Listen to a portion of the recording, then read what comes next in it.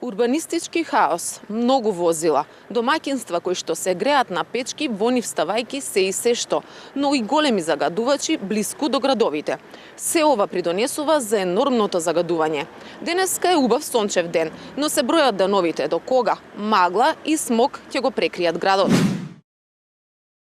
Ова се слики од лани, снимани пред речиси 1 година, речиси истиот период како и сега, во сред есен. Идентични снимки не очекуваат и годинава. Исти проблеми има, но дел од градоначалниците веќе се различни. Уште во предизборната трка се насетуваше. Во фокусот на оваа кампања ќе биде екологијата. Оти и тие пресметале. Тоа е еден од најгорливите проблеми, кој ги пече дури и во очи граѓаните на речиси сите општини. Трка меѓу нив со велосипеди немаше, ама уште првиот ден од кампањата покажаа дека знаат да возат и на 2 тркала.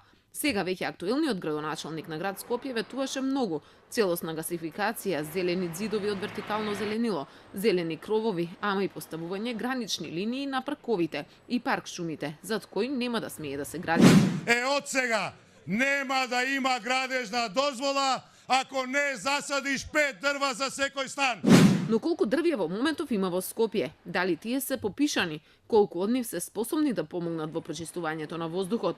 Барајќи одговори на овие прашања, стигнавме до канцеларијата на UNDP, која заедно со градот Скопје веќе 2 година работи на проект Зелен катастар. Се попишува секое дрво или зеленило, кое е во рамки на градот, но не и неговите општини. Процениле дека во катастарот ќе влезат 120.000 дрва. Целта е да се создаде основа врз база на која ќе се прават еколошките планови и политики. Да се разграничи кои се дрва, кои се грмушки, какви видови се, колку се високи, колкава им е големината на крошната, дали се болни, дали се здрави. Значи сето тоа се параметри кои се потребни за да може да се направи една реална слика за тоа колку дрва има во Скопје, каква е нивната состојба, каков е нивниот квалитет, меѓутоа како една дополнителна работа после да се направи проценка и поврзување на тие дрва со животната средина. Например, бидејќи станува збор за отпорност на климатски промени, една од главните работи кои што ќе се пресмета ќе биде колку тие дрва можат да апсорбираат јаглерод диоксид. Дрво по дрво започна на своја рака да брои невладината плошта од Македонија. Поттикнати од урбанистичкиот хаос кој го создаде проектот Скопје 2014 и уништувањето на зелените површини, одлучиле да се фокусираат на помала површина. Ама трагајќи по вистината за тоа колку дрви останале, дошле до фрапантни податоци. Во 2014 година веќе 35% од високото зеленило, значи дрвја, во мал ринг во Скопје биле уништени на сметка на објекти од Скопје 2014 и други сайт проекти, а дека до 2017 година се очекува да се уништи уште до 70% од вкупното зеленило со кое што сме располагале во 1997 година. Голем дел од тоа се реализираше.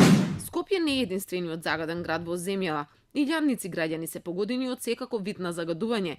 Народниот правобранител е една од институциите кај која граѓаните можат да се жалат за конкретен загадувач, а правобранителот да интервенира кај надлежните институции. Зачудува тоа што таму не стигнала ниту една представка во изминативе години. Конкретно еве и сега и во текот на 2017 година навистина така да некој конкретно се пожалил, немаме некоја конкретна представка за поединечен случај да сме постапувале, нели. Останува она што го правевме како ние по наши истражувања и се разбира во рамките на можностите и капацитетите на институцијата Народен правобранител, во иднина сигурно дека е ние да пројавиме иницијатива по службена должност во име на граѓаните. Загадувањето е проблем број 1 со години и покри изолираните обиди ниту една власт не најде конкретно решение. Не спроведе сериозна стратегија за тоа како да се спречи уништувањето на околината, но и животите на луѓето. Ги запрашавме и екологистите, што ако тие се градоначалници, министри, што ќе сторат? Што итно би презела, веројатно некакви радикални мерки како појма немам драстична поддршка на јавниот превоз и инфраструктурата која што го возможува тоа и драстично намалување на приватниот превоз. Проблемот со приватното загревање доста тежок, тука тоа е социјално и економско прашање, инфраструктурно, така да Веројатно би собрала екипа од доста паметни луѓе кои што на таа приказна сега влегоа во оваа екипа, па да видиме што може да се направи. Смогот е веќе на прагот. Старите проблеми ги очекуваат новоизбраните власти. Алармот е одамна вклучен. За сега не се надзира негово брзо исклучување.